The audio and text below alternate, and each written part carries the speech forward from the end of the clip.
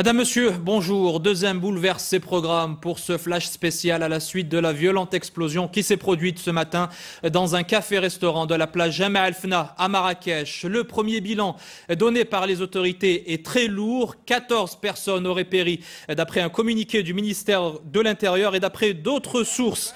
17 personnes auraient péri dans la déflagration et une vingtaine de clients et d'employés du café Al Ghana ont été blessés et transportés à l'hôpital Ibn Toffaïl. Bilan toujours provisoire à l'heure où je vous parle et selon les informations qui nous parviennent encore une fois des autorités contactées par nos équipes sur place. Les victimes, parmi les victimes figurent des Marocains ainsi que plusieurs étrangers. L'établissement où s'est produit le drame est connu en effet pour être un lieu de rencontre de nombreux Marrakechis et de touristes en visite dans la cité ocre. L'enquête à présent est en cours pour déterminer l'origine exacte de la déflagration.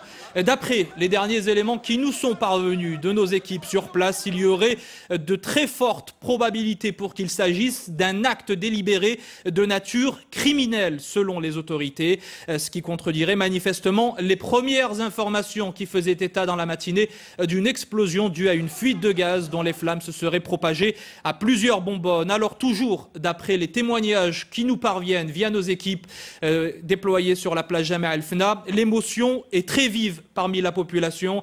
Plusieurs témoins sont encore sous le choc de la violence de la déflagration qu'ils ont entendue ce matin en fin de matinée.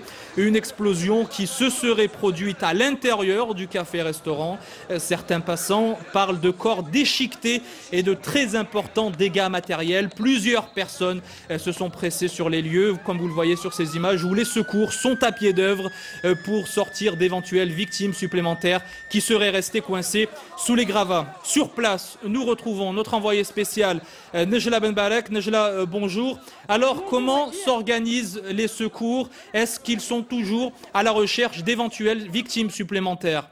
Écoutez Wadi, tout à fait, donc les secours sont toujours sur place pour retrouver donc d'autres victimes. La place de Jemaa El Fna est défigurée comme vous avez pu le voir sur les images. Le café Al Ghana, donc le symbolique café Al Ghana est éventré. Sur place c'est le choc, c'est la consternation, c'est la peur, l'angoisse. Donc tout le monde est en fait choqué, personne n'aurait cru que ça arriverait un jour sur la place Jemaa El Fna. Comme vous l'avez dit, Wadi, un premier bilan fait état de 14 morts et de 20 blessés de nationalités différentes, un bilan qui pourrait s'alourdir.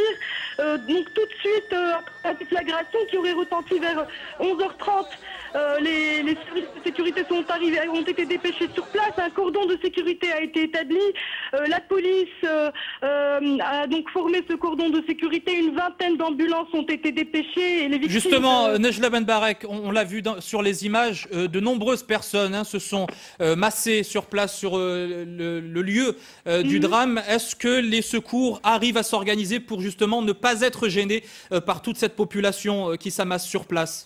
Écoutez, la place a été carrément bloquée par les passants, les touristes, les habitants évidemment, mais bon, les ambulances ont quand même pu se frayer un chemin pour arriver donc aux hôpitaux où ont été dispatchées les victimes, Wadi. Est-ce qu'il y a eu une certaine crainte, une certaine peur de la part des riverains ou des commerçants qui sont implantés au niveau de la plage Jemaa El Fna? Quelle a été leur réaction? Est-ce que leurs commerces ont fermé leurs portes? Quelques-uns, oui, tout à fait, Wadi, mais bon, la première réaction, ça a été la peur. On a parlé à quelques commerçants sur place. Évidemment, c'est une consternation, c'est du jamais vu. C'est la discussion de tout le monde, de tous les riverains, voilà.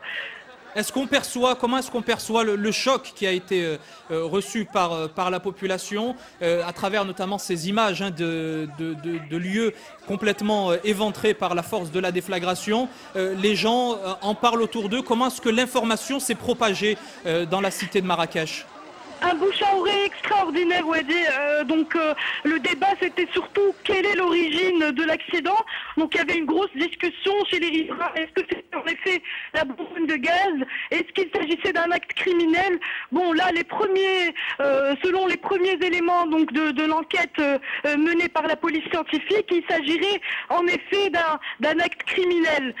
Certains serveurs du café Al Ghana parlent d'un individu qui se serait introduit dans le café vers 11h comme n'importe quel client qui aurait commandé une consommation détonation, puis qui se serait fait exploser, tout simplement.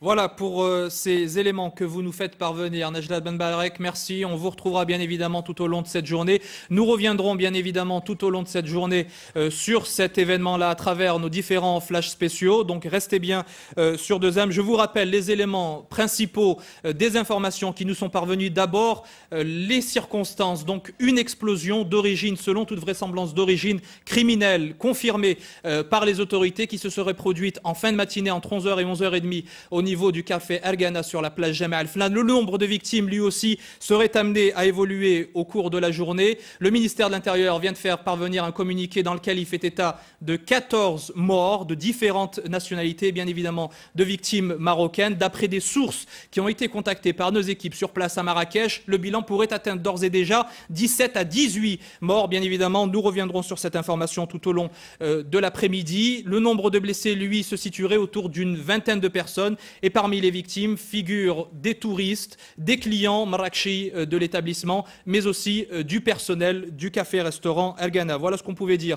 à l'heure qu'il est sur cette tragédie. On vous retrouve bien évidemment pour de plus amples informations tout au long de l'après-midi sur notre antenne. Merci.